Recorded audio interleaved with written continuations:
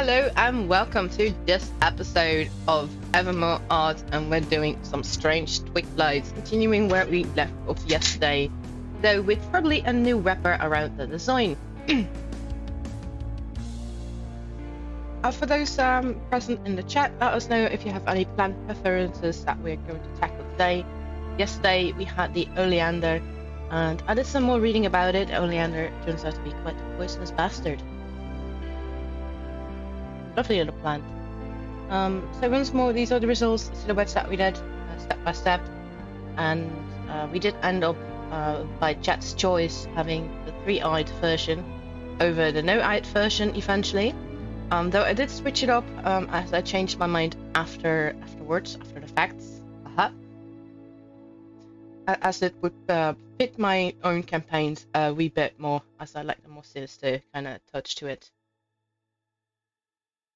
So that's part one, as I mapped it down as part one. And I did grab some references of peony flowers. Feel free to make some suggestions if you've got any references in mind. I also have my coffee around. Be sure to stay hydrated and enjoy. I'm going to start off with some simple silhouettes to get some ideas down. Just like we did previously.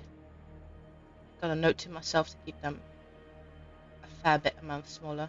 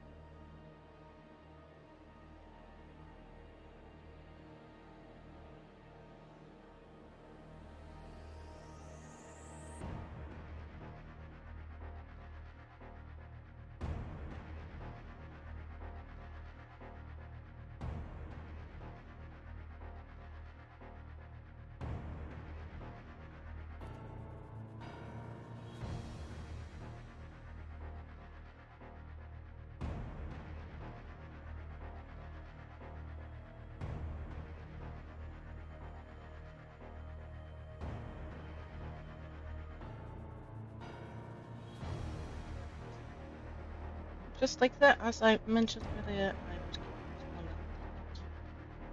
smaller means so.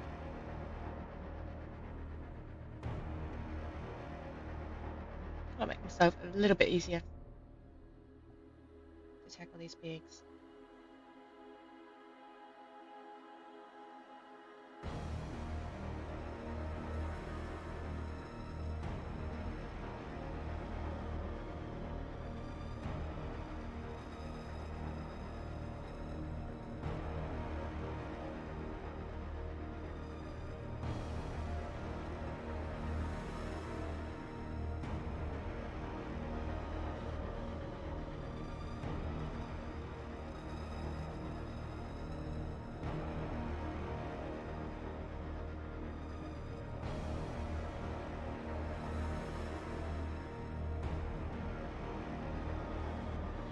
Yeah, I'm not looking forward to do something so keep it plain simple.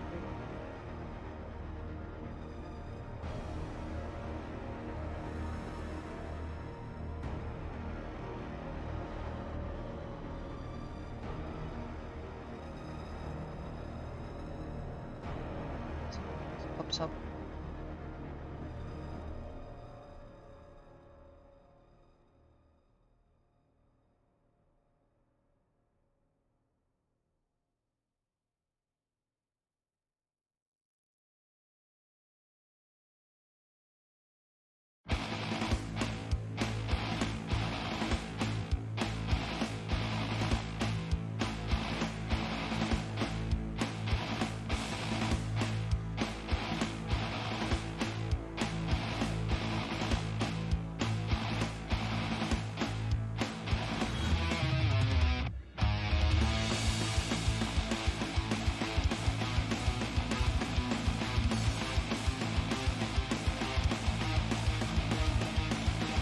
Trying to go for the bit of a zombie stance, but this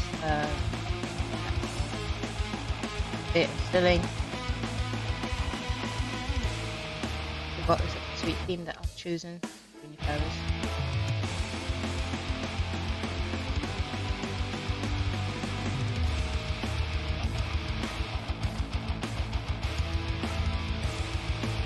If you've got any questions, feel free to ask them in the chat. Try to answer them as much as I can.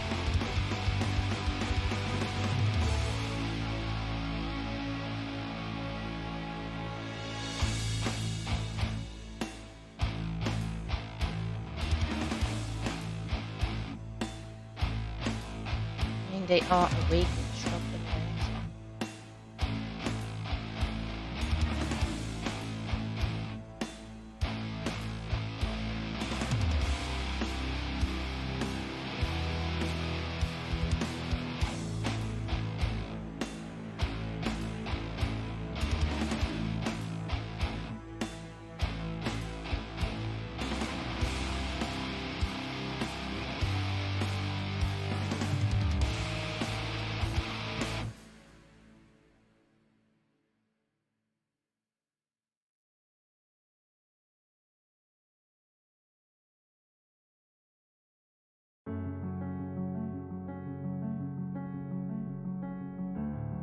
And I do realise they are small critters, they are small, so it shouldn't be too big. But small critters doesn't mean that they can't be scary.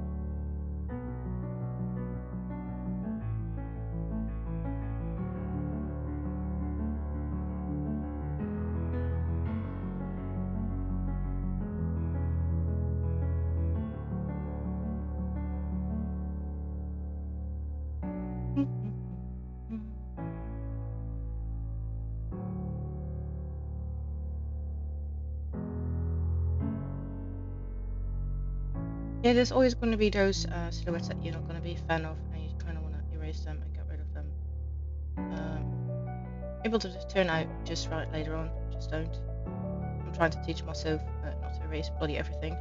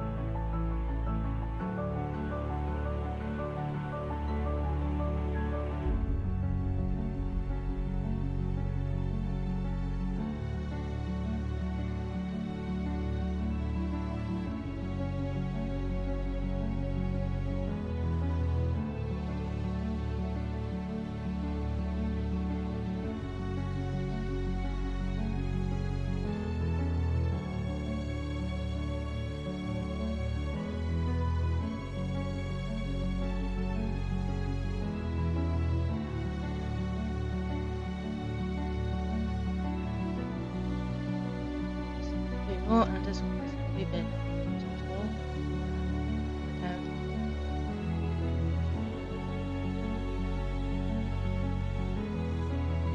I feel like I'm just getting the hang of it, so I'm gonna do a couple more. This a wee bit smaller, so we have the best of the ideas.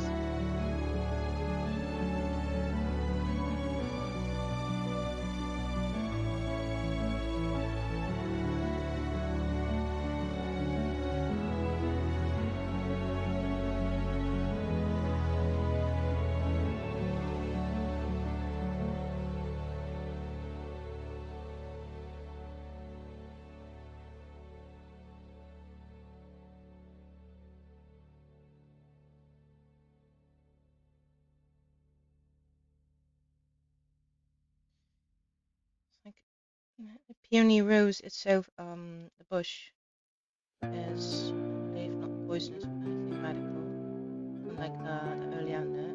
And the oleander, we came up with the whole luring idea. Maybe they have a poisonous attack as well as they get older. At least their spores, maybe something. Shouldn't be. Plague cactus definitely should not be making or brewing tea from their leaves. Let's keep it down to that. The oleander is not a good one.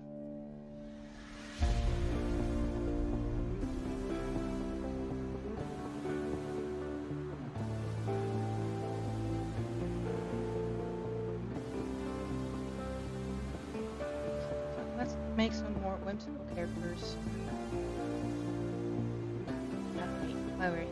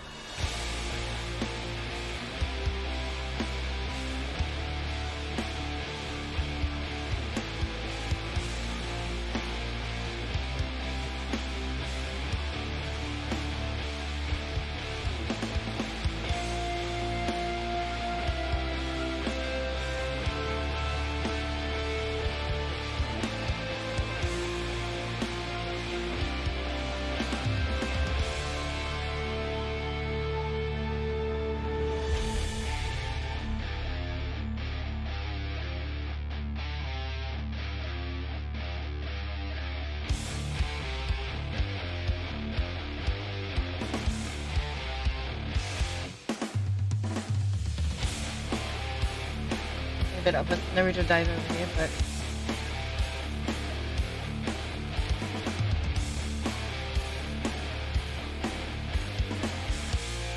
yeah.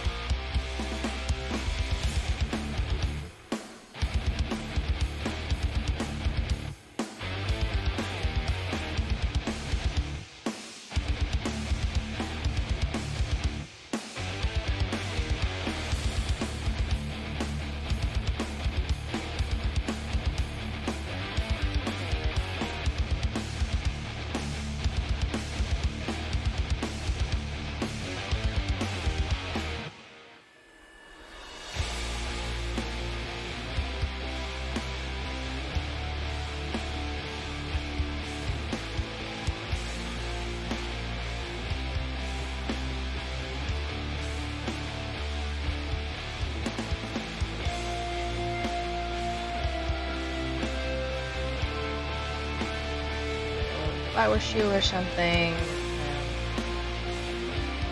No clue.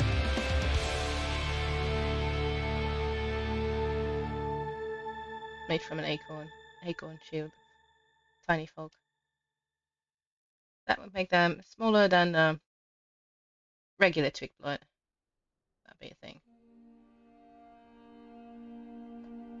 Good afternoon, hello and welcome. Greetings. How are you doing?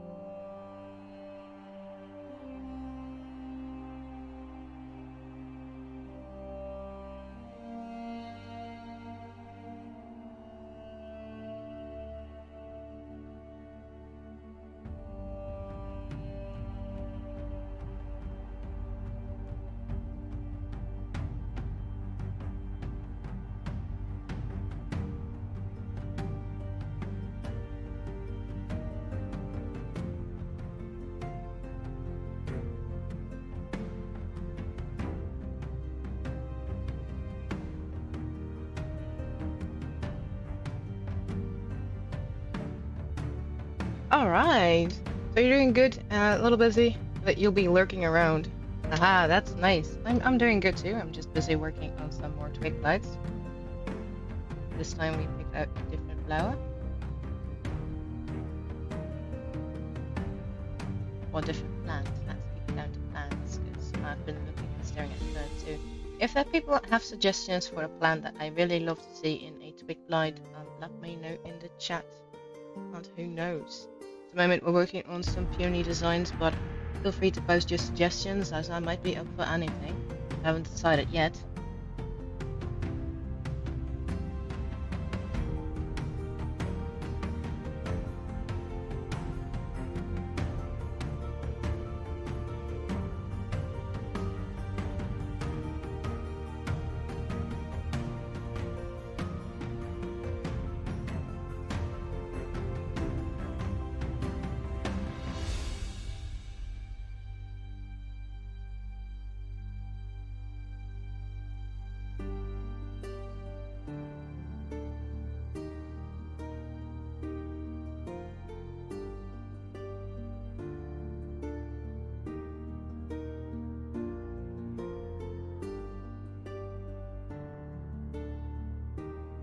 Twigblight in the shape of little fairies.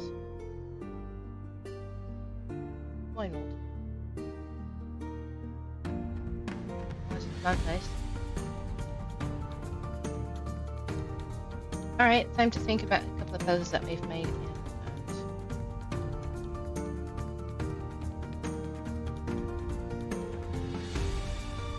either continue with that or choose one. I'm gonna label them real quick so we have a choice to go by. 2, 3, 4, 5, 6, 7, 8, 9, 10, and 11, and number 12. Continue. Like that. I'm gonna take a sip of my coffee and let you guys decide. If not, I'm gonna roll the dice for this. A d12 because I've got one.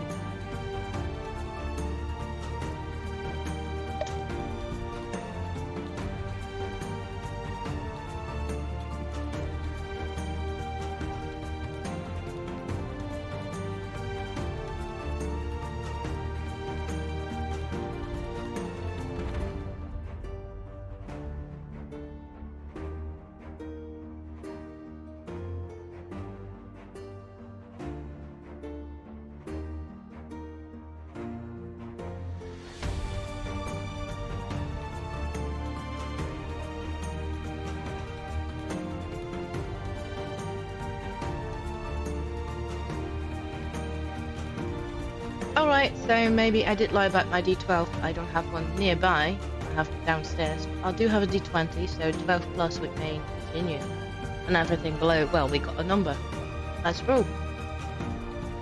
Number 18, so we're gonna go continue on our happy chapter of Twigblight silhouettes. Based on a peony flower or anything else. Maybe I'm gonna poke in some fern. Just because I love fern. Let's see.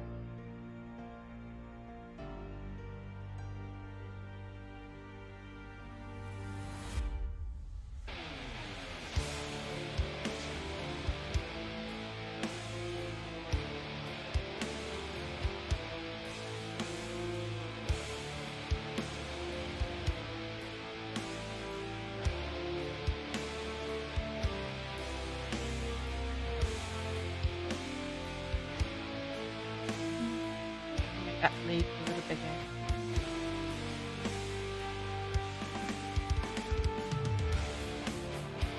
spread out a little bit, a little smaller.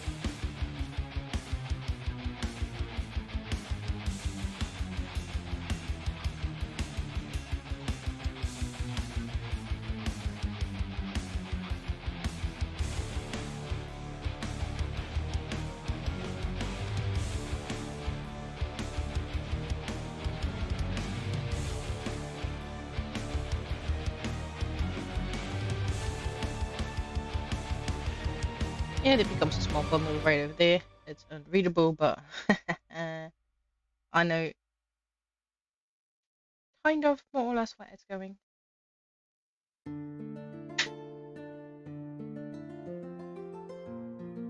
But yeah, that is not the purpose of silhouettes. They're supposed to be readable, but at least a little bit more readable than this one.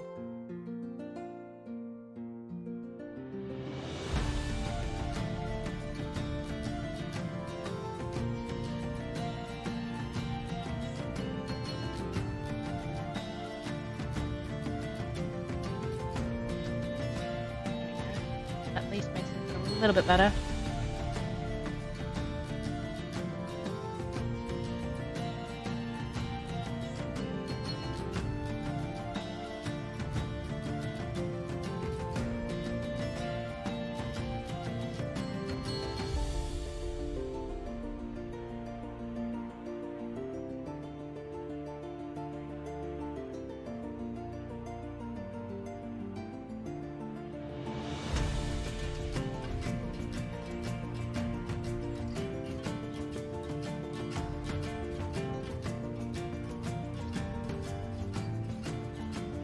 Giving them something to do.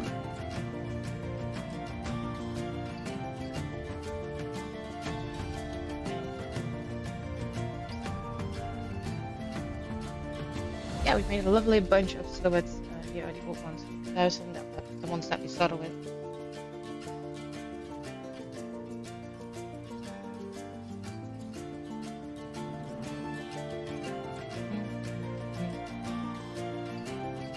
And you know what? I'm gonna let you guys decide what we're gonna build on, and we're going to shape may change a wee bit.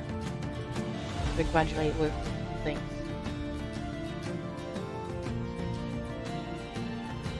Alright.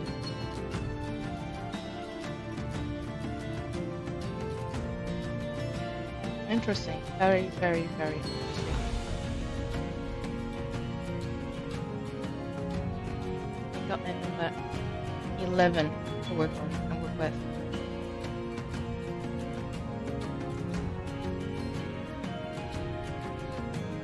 Got my little dice aside.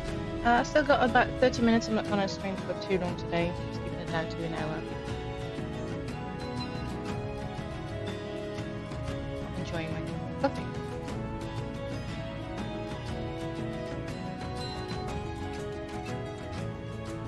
Minor hiccup with my program, but it's back in order.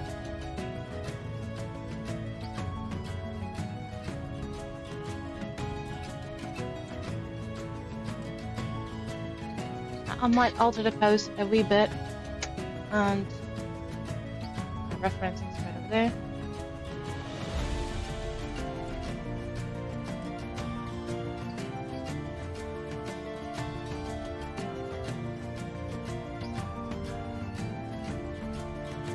I'm taking a bit of a picture.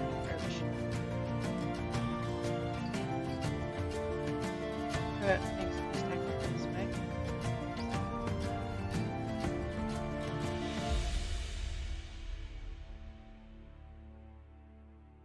I'm going to see if I can tackle something with line art based on this figure. Or at least some sort of lines, squiggly lines.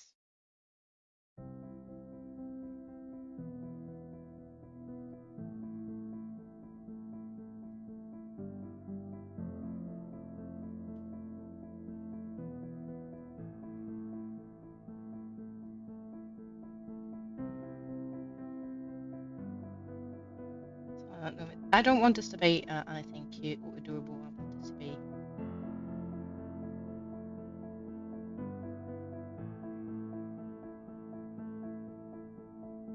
perhaps a tad horrible.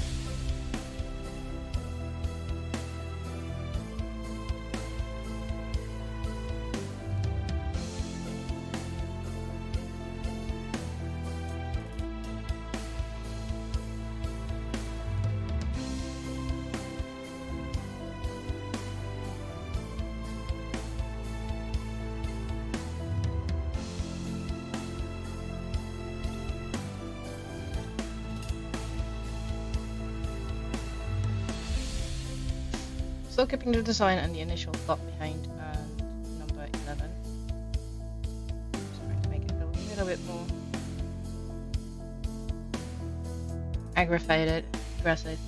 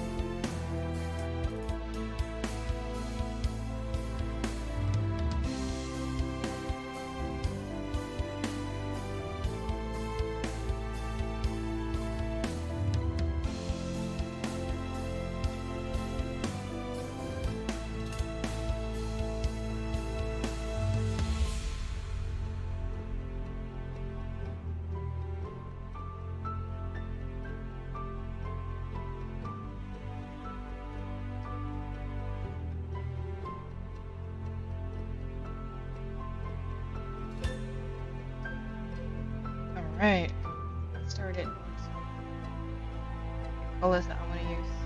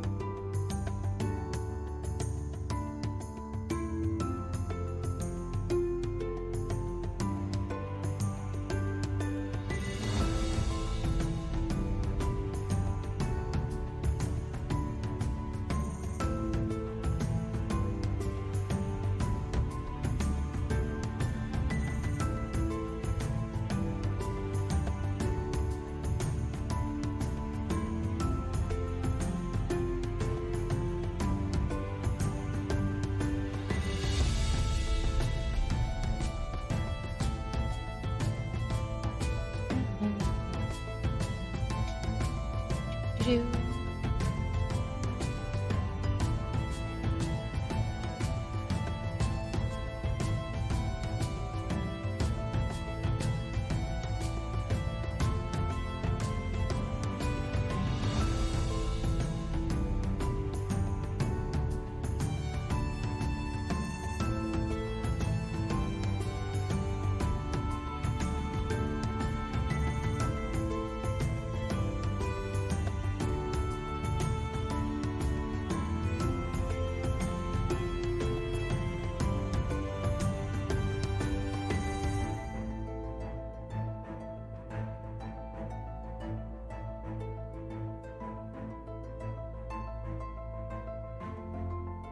Yeah, I just like this character to do that.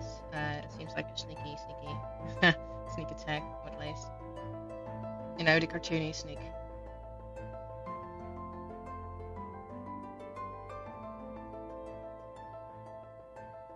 That just makes me wonder that if what happens if, and there's always the what ifs when creating and drawing and having fun, as I am. That's why we always say layer motion. Turn these references off, and I'm grabbing the other references, and of course lovely Oleander is there again. Swipe. Aha.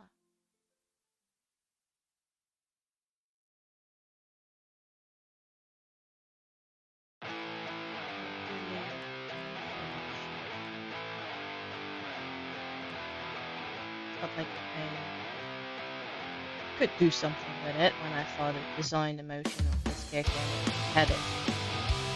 And hey, we don't have a commissioner who says we have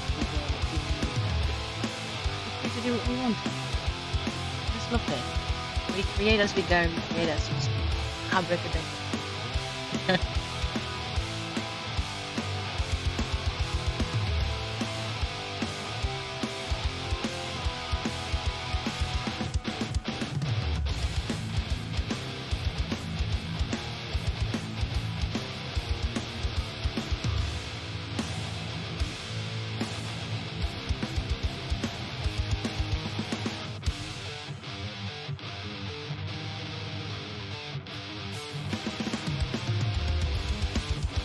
I'm gonna sneak in some colours after see that's blues and greys and browns, still a very grey area. Lights, darkness. The orange category.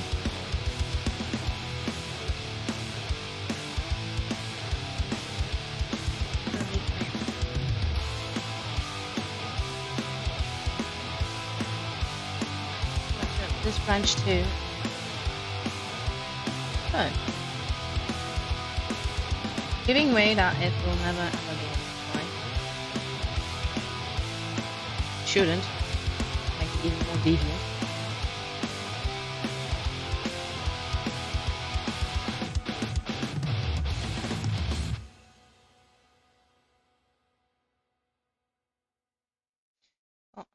I do believe, like, for the size of it, fern leaves make perfect wings. Let's see, it's right up there. Here.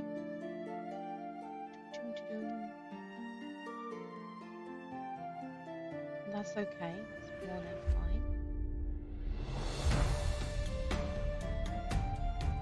You don't have to eyeball everything. It's nice to know your colours. You really do, and you should train on that. Why am I not doing that? Because I can take all the time I want in the world to make this. Technically, until 3 o'clock or something.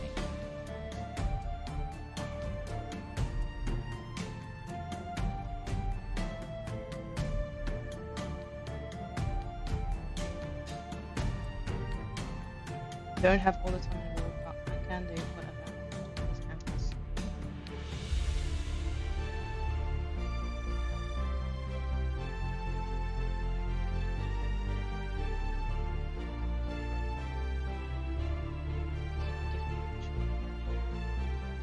So the other one didn't do what I wanted to do.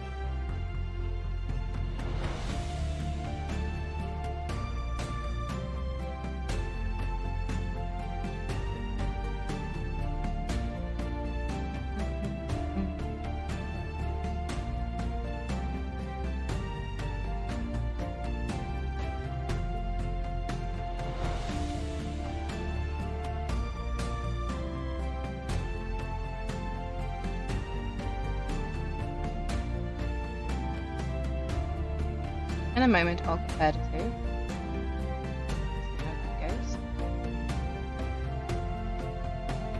Of course, I have to do a wee bit more effort into the whole Fern leaf whipping off right now. It's getting the image across.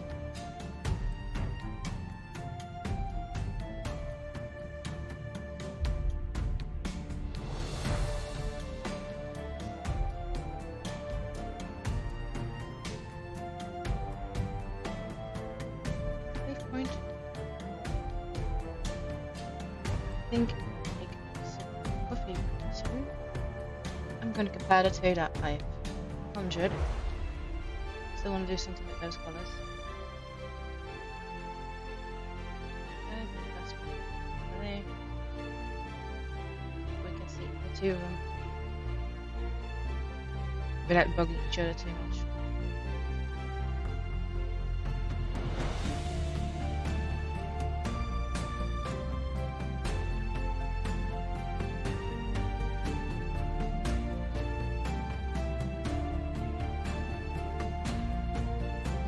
There we go.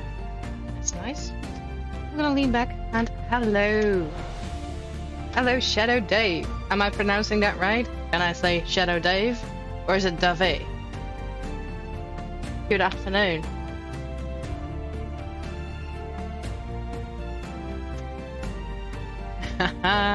Alright, good. Well, since you've arrived, which version do you prefer? We have, and on the left, Fern, and on our right, we have the peony flower. Let's make a decision over here. No pressure.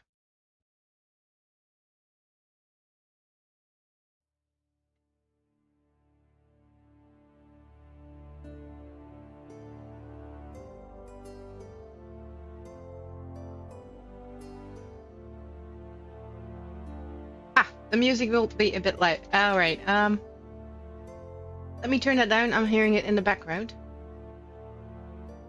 This better. Yeah, it does depend on the encounter. Yes, it is indeed D&D Art for Encounters, and let me introduce you to the previous version that we had going on, because we're doing a Twigblight rampage. This is the Oleander version.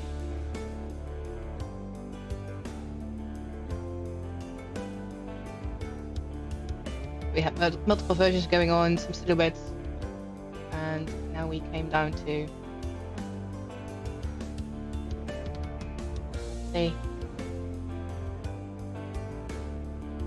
these two right over here. And they're not flight capable, but it just appears that way. The thing that they do have is an advantage on hiding, so it could be a sneak attack coming in.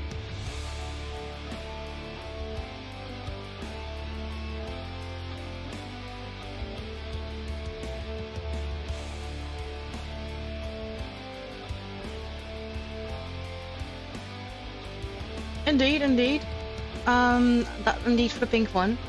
It really, yeah, that depends on the terrain that the party would be given. If we're talking about chewed, I think the fern one would still be to its advantage because of the jungle forest also has thick fern, yeah, and lush around, and that's almost kind of global.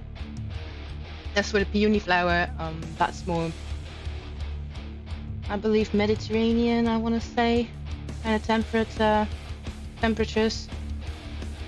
So it's not possible to be around the globe, like everywhere, and you won't find the two of them in the desert, obviously.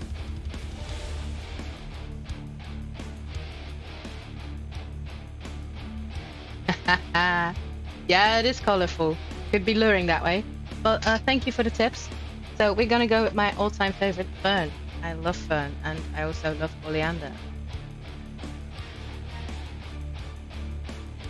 This is why this chat is always interactive. I tend to make some choices over here, and I don't always feel like, I have to decide. Nah, let the public decide.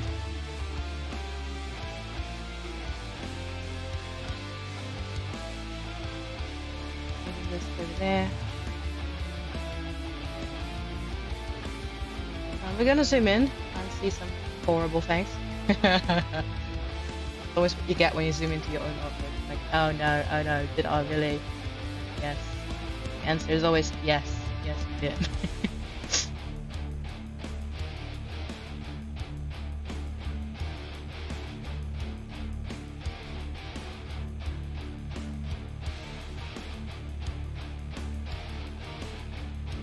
I want to go for this more natural kind of these fangs setting out like part of it. And maybe, just maybe, they have like an insect like divider that they can actually break their jaw in or split their jaw in half, and it makes it all the more creepier when you get closer to the little boogers.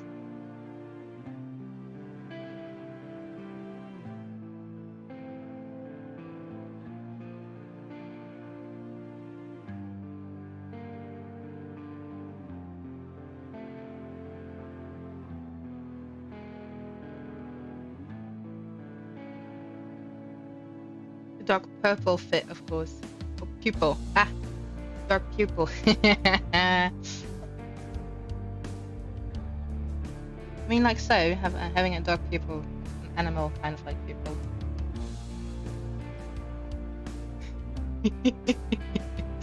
And though I believe this is more of a side view, so drawing the two eyes like this makes it look a little bit oogly. Silly. Usually tiny eyes either indicate something incredibly cute or something really sinister.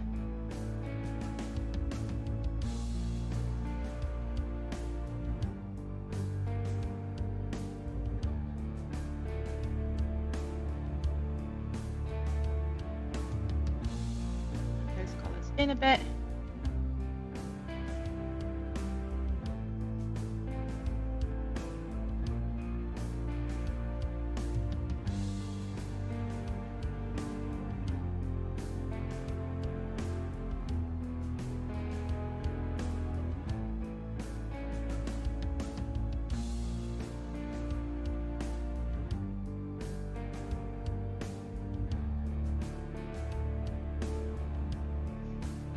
I take it that you play D&D as well, Shadow Dave.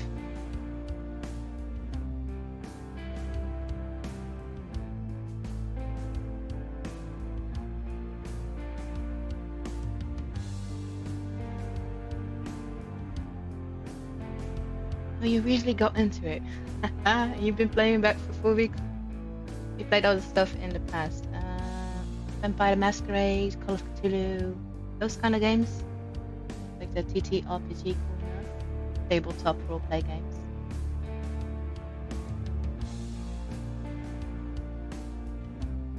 As Darkwing Duck would say, let's get frisky. Like, I'm not sure anymore about what he would say actually. It was something funny.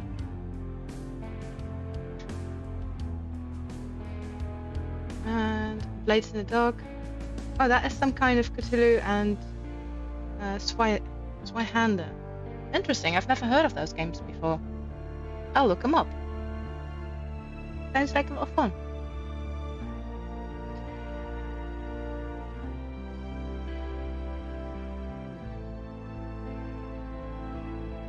Let's make these more finicky.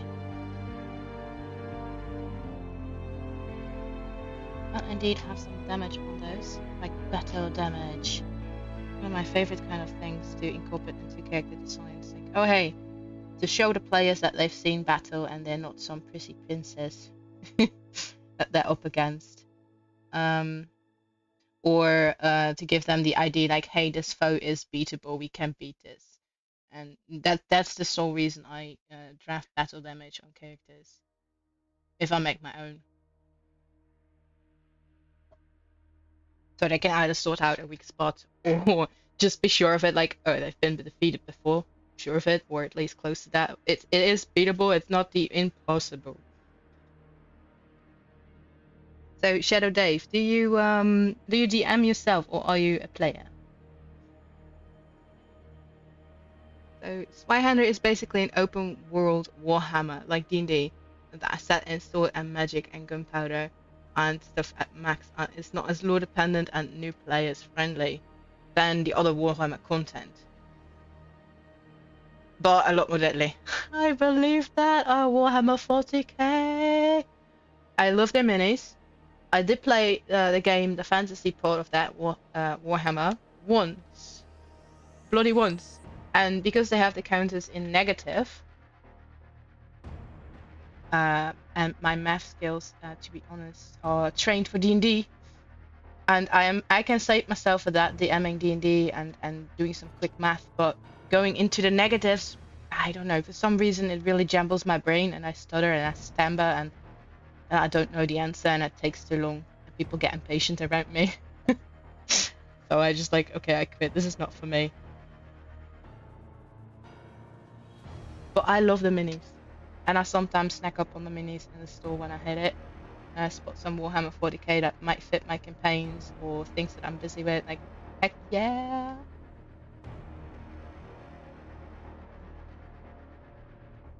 No massive armor and stuff, and the gunpowder is very new, I believe.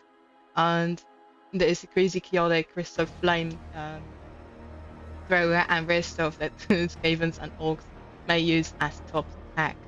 Ooh, that sounds like a lot of fun. That sounds devious.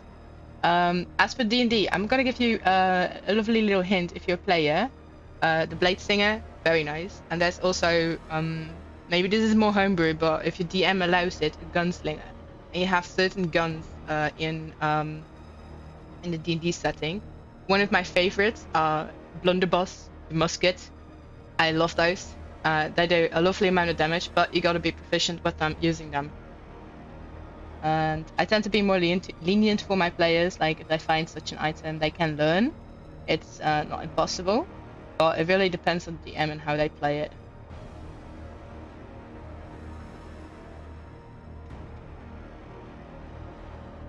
You got 4 characters. That's nice. That's so much. Welcome to the horde and collection of characters. You'll probably end up with a lot more. That's how I started too. Like, I got these characters, look at my characters, and then by now they've trespassed 100, maybe 200 already. I lost count. I stopped counting them.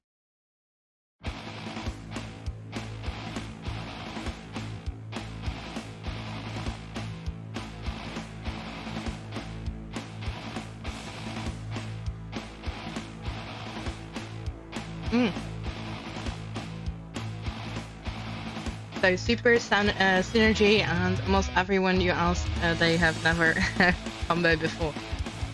So it's crazy synergy. That's nice. Do you have any favorite race that you like to play in D&D so far? Because you've been playing for 4 weeks, you're still fairly new to it, but maybe you have a favorite?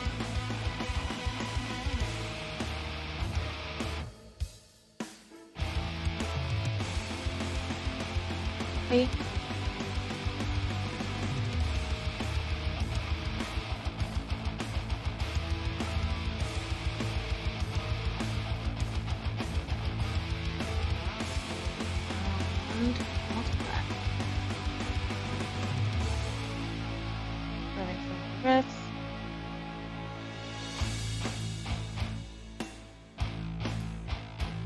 This makes a perfect combination.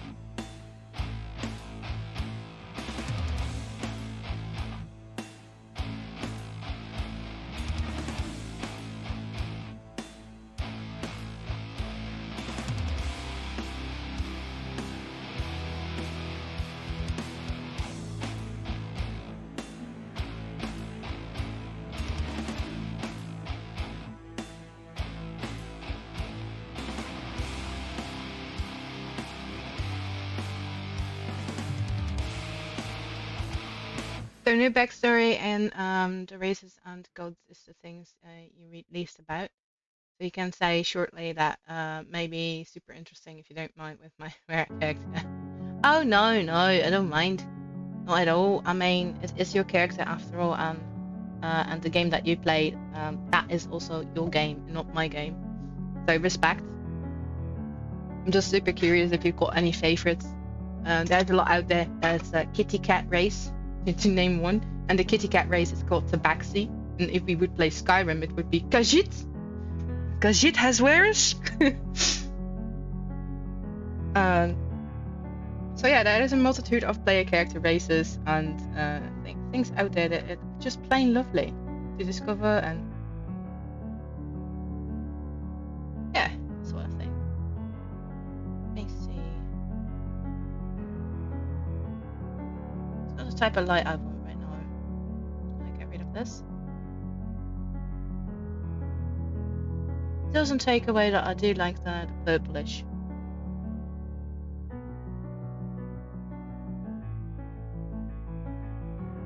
Yeah.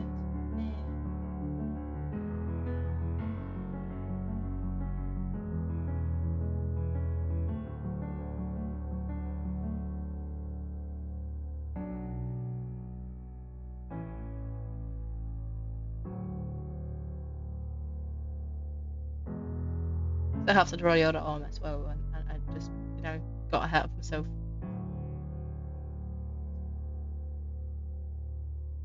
Alright, so you've got a Celestial Warlock. Nice! And the Druid Circle of Wildfire, multi-class and together outreach invocations between the two classes. And you got over 7 fire, healing synergy, and passives with all fire and heal spells. And you're playing it as a frontline melee character. That is so amazing. I haven't played Celestial Warlock yet. I do know that it's a lovely thing to do. So you multi-class. That is hardcore. Usually, people start out with D&D. They don't start with multi-classing. That's really something. Wow, I'm impressed.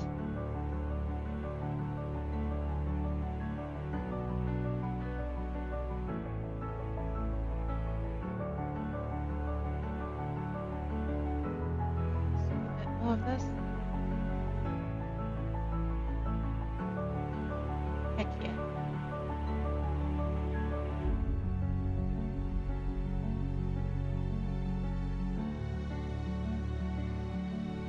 So you put a dramatic effect and time on it, and you have many friendly people help you, and the bounce IDs, and you keep tweaking it. That is amazing. That's such a supportive, nice group that you've got. They're precious. Keep them close. That's amazing. So we're here, isn't it? Yeah, that was over there.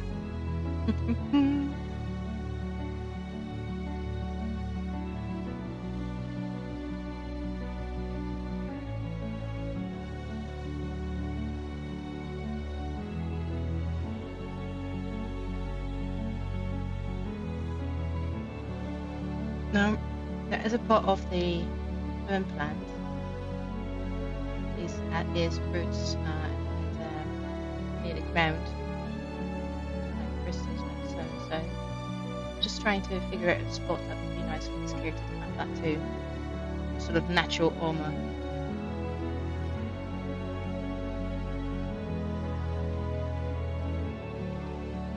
It has some spikes on its back. I still have to draw the other wing too. Oh my.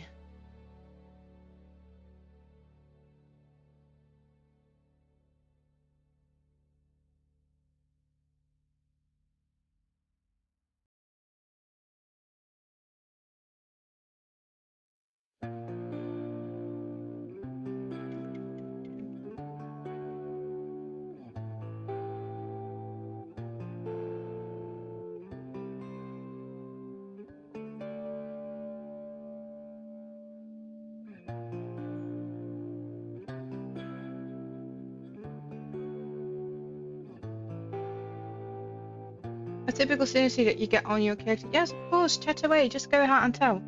I'm listening, or at least I'm reading and drawing at the same time. It's all D&D here.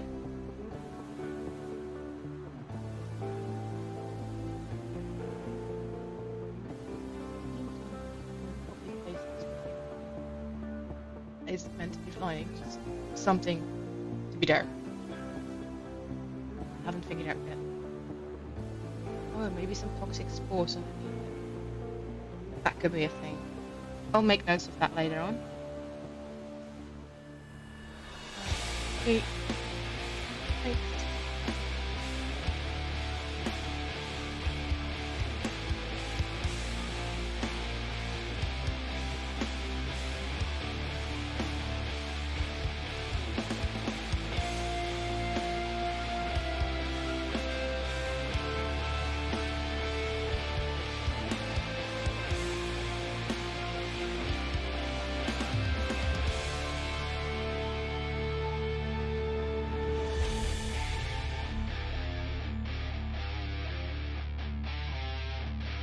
Yes, yes, there we go. And I'm gonna read this. Hold on. Okay.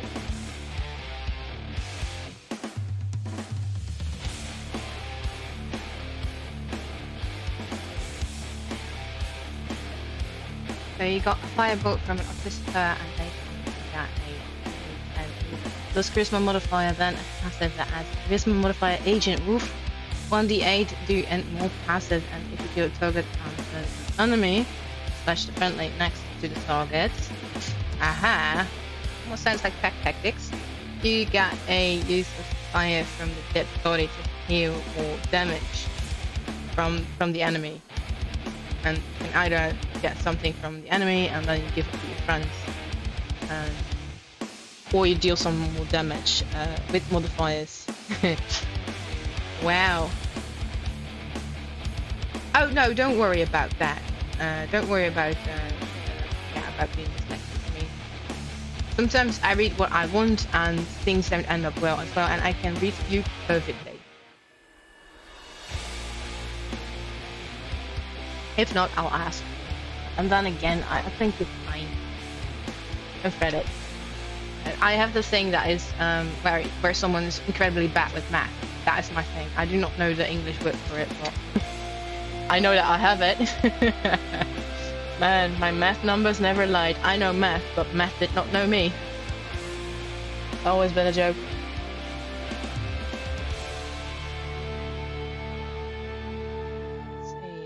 Grayish. Too much, of course.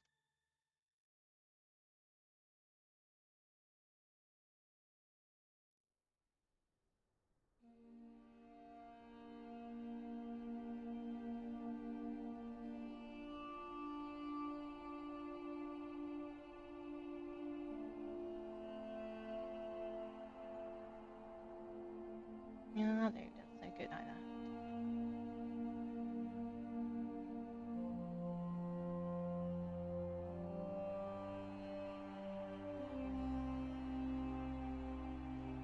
Want a lovely fella to have a face to be recognized.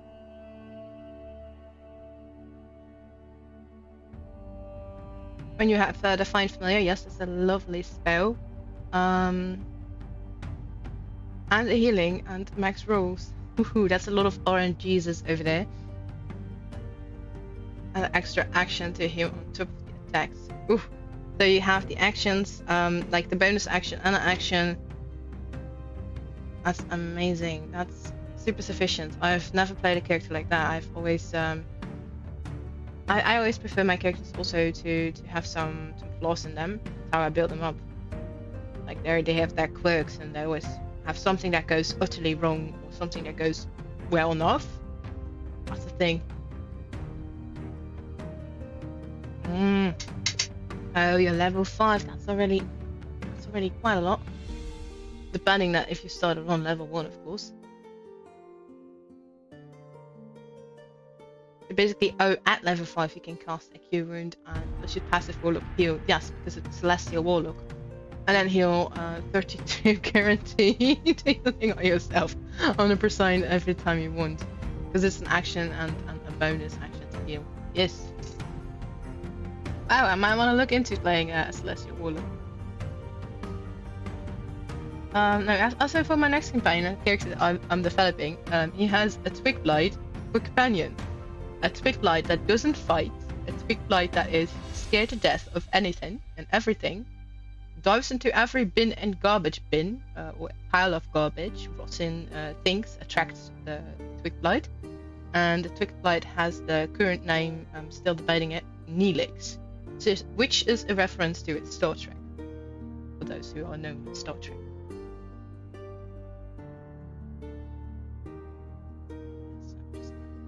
Merge this. Make her a copy. Match the colours here because I still want to use them. Thanks.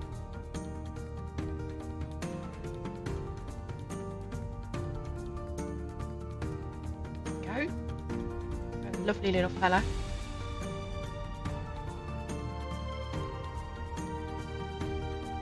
So they both have so much synergy that you're looking forward to play it for the first time 2 days from now.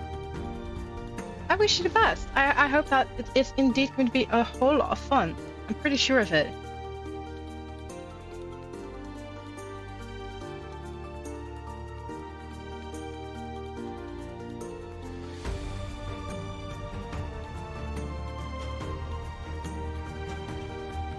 Sounds lovely.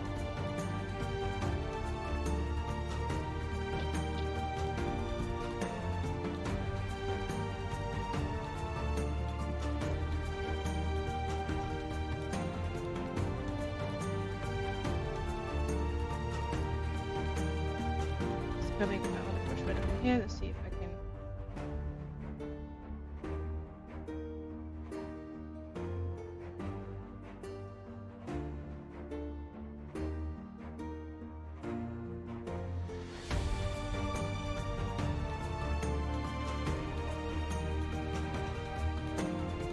Just to see how this looks.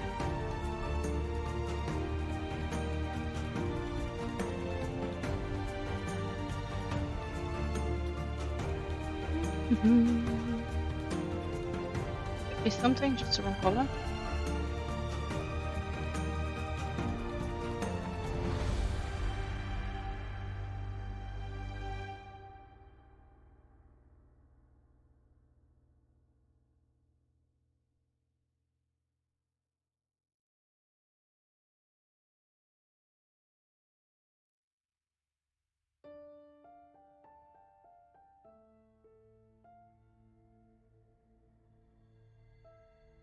I'm glad I worked on the wrong layer in this case. I can do this. Ta-da! Gone. I was already wondering why my colors didn't blend the way I want them to blend.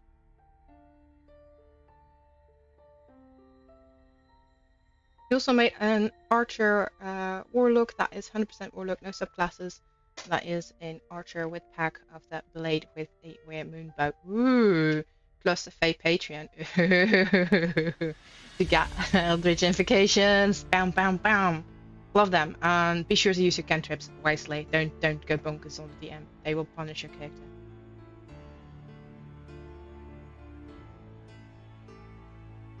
That sounds really lovely. Sounds fair. At least it sounds like fair to you players, not fair for the poor NPCs, the poor sods that have to deal with you lot. Can only imagine like like not be able to stand a chance, depending on of course how the DM is going to play it out. And of course you still need some Oren Jesus on your side to roll that victory in.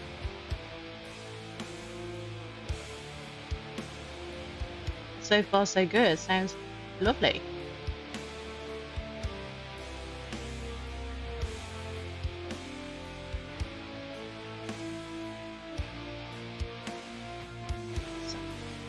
Like armor. I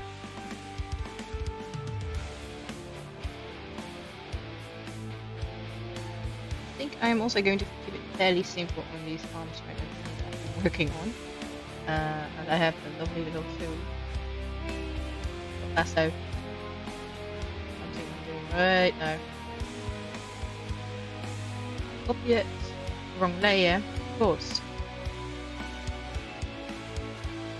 Merge these two. Copy, paste, and I'm going to rotate this.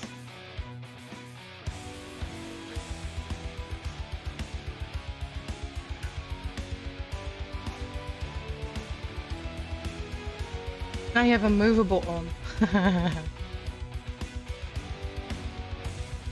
This bit in here out of the way.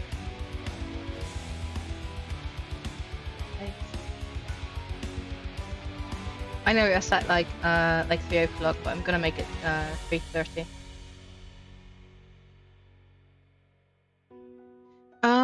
The moon bow, Eldritch invocations. Pardon me. No, not exactly, because I haven't read into everything. As a DM, I sometimes tend to look up what my player characters, what my friends are going to present to me as their player characters. So do enlighten us. What does the moon bow Eldritch invocation do?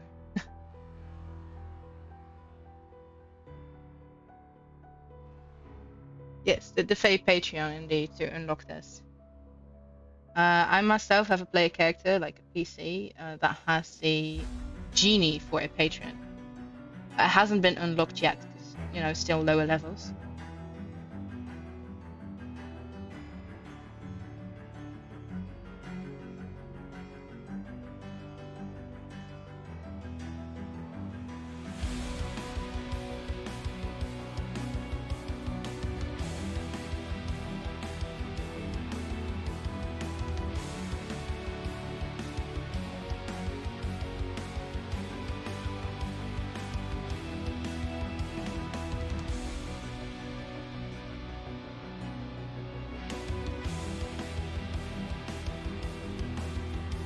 There we go.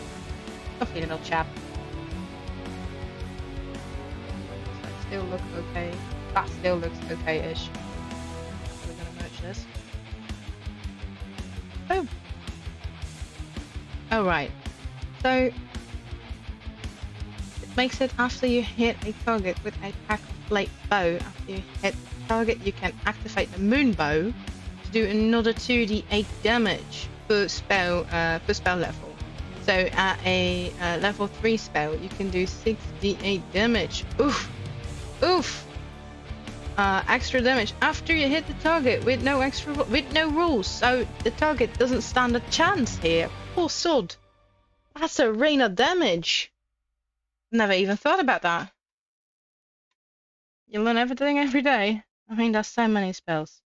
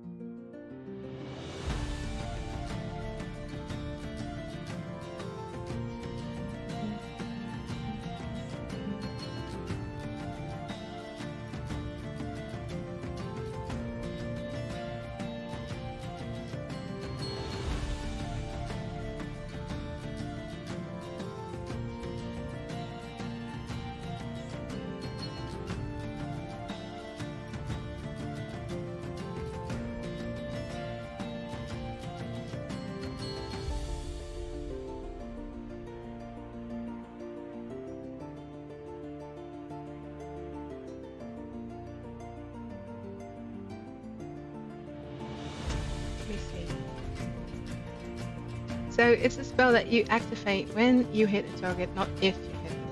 Yeah, that's that I got that.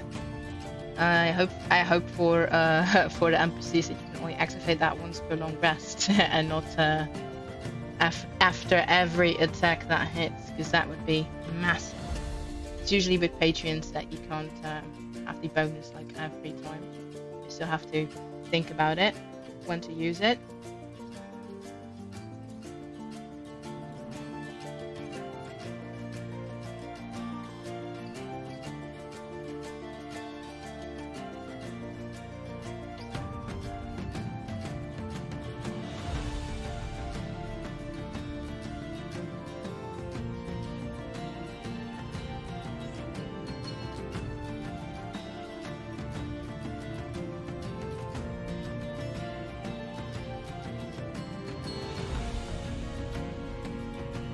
Yeah, that sounds like a lovely amount of damage to wield against all of these monsters that can be tossed at your player characters.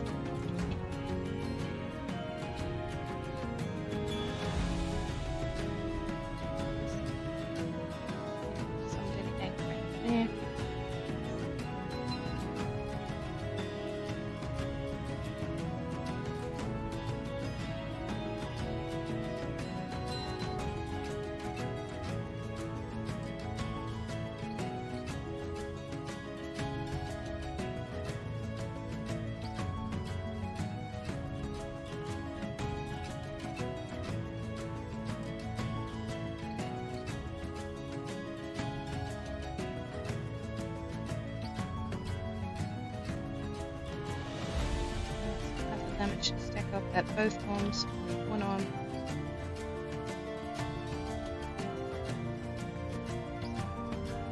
So it's back.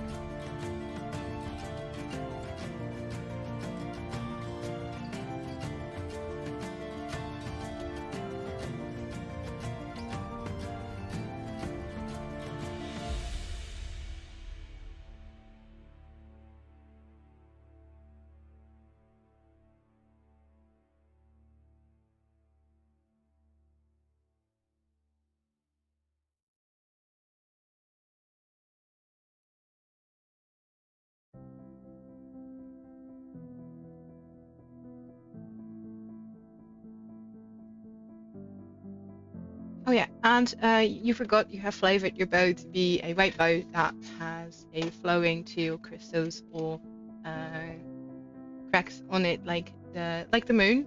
So it represents the moon. That is the moon bow. No matter what shots, what arrows that that don't require ammo and vanishes after 1 minute. That is so convenient. Like you'd be the perfect assassin because it leaves no evidence behind.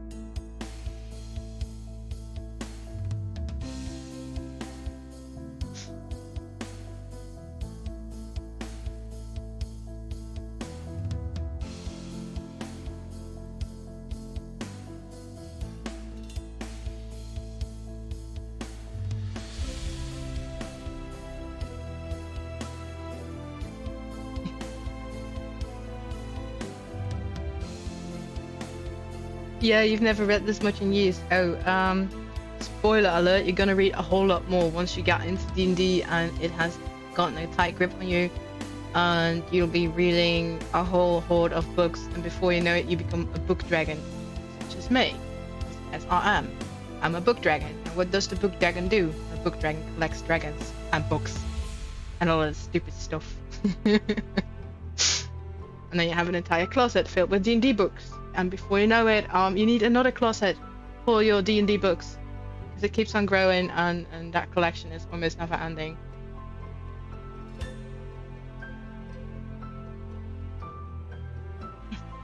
Just gonna say welcome to the new people who have or who are watching this stream. I'm busy with some Twigblights.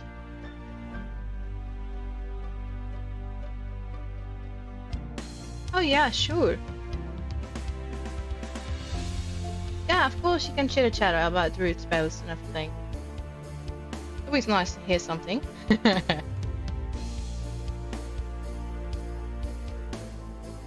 think it's quite refreshing to at least have that. Oh yeah, reminder of there are spells for druids, and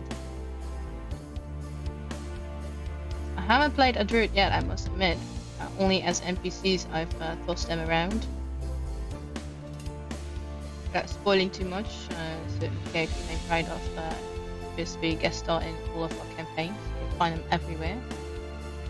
Where you go, from the lands, you might stumble across Pride of. Whatever happened.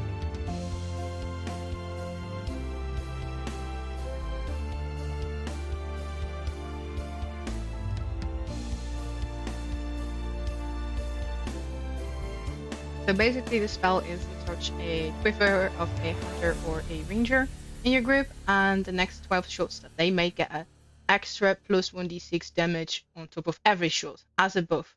So if you got a ranger in the party, that's a nice support buff. Nice.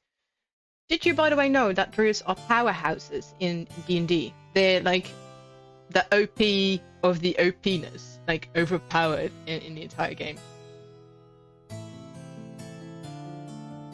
Class, and there, of course there are some other classes that when you combine them it's superb, but in the general rule multi-classing in D&D is never rewarded because you can't really you know, use your feats the way you want to. You're quite late to that show. You have to wait for certain levels. So although you've made 3 warlocks, you refuse to use the Eldritch Blast. It's just fun. Oh.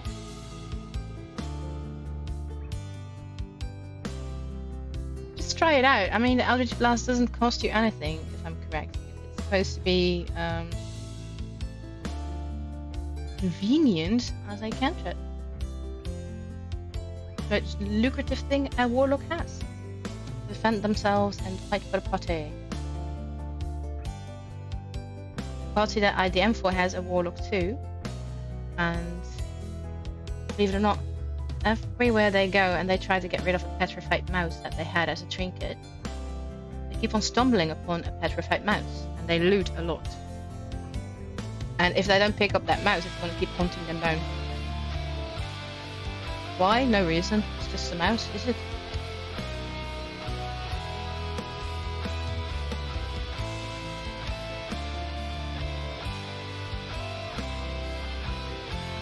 Oh yeah, there's so many more ways to play the game. And you should play it as you feel fit.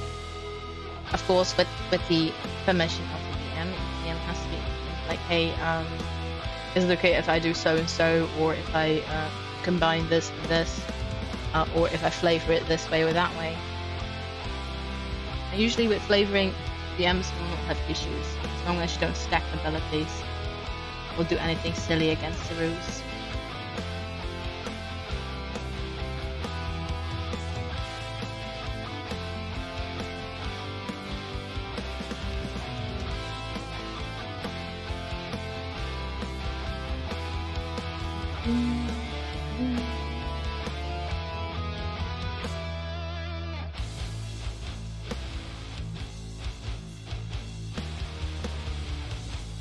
Yeah, I like our little bugger. Oh.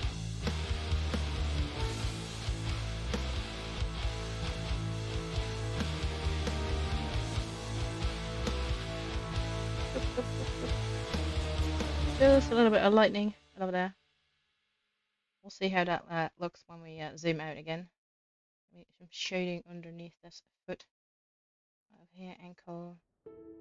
Itty tiny paws.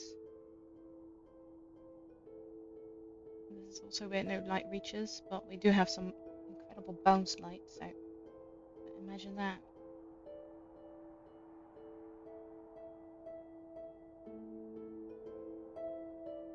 Bit of a nice mixture.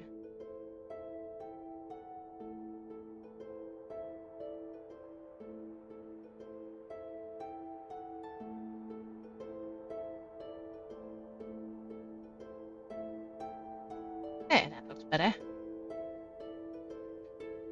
Alright, I'm gonna go save this file right over here. Let me read some chat stuff. I'll take a sip of coffee, and we're close to ending this session. So you read about some wonderful items and you found super fun trinket that you may link to this. The Medal of Meat Pie is a wondrous item, and it's wondrous common. Anyway, you gain the 2d4 plus 2 temporary hit points when you use an action to press the medal into your mouth. Aha! So once this property has been used, it can't be used again and the medal becomes non-magical. So it's a one-time use only. Use it wisely! So while this magical, this medal is slightly warm to the touch and as if it's fresh from the oven. And it smells faintly of baked pie crust. That is really funny to think about. And no, don't worry about talking a lot. I like reading a lot.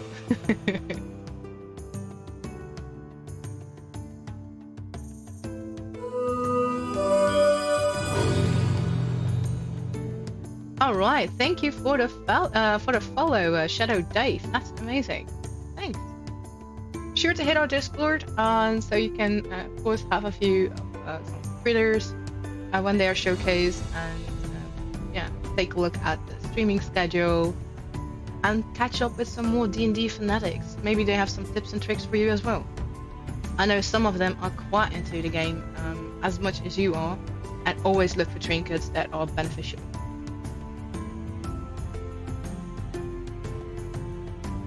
me link you up.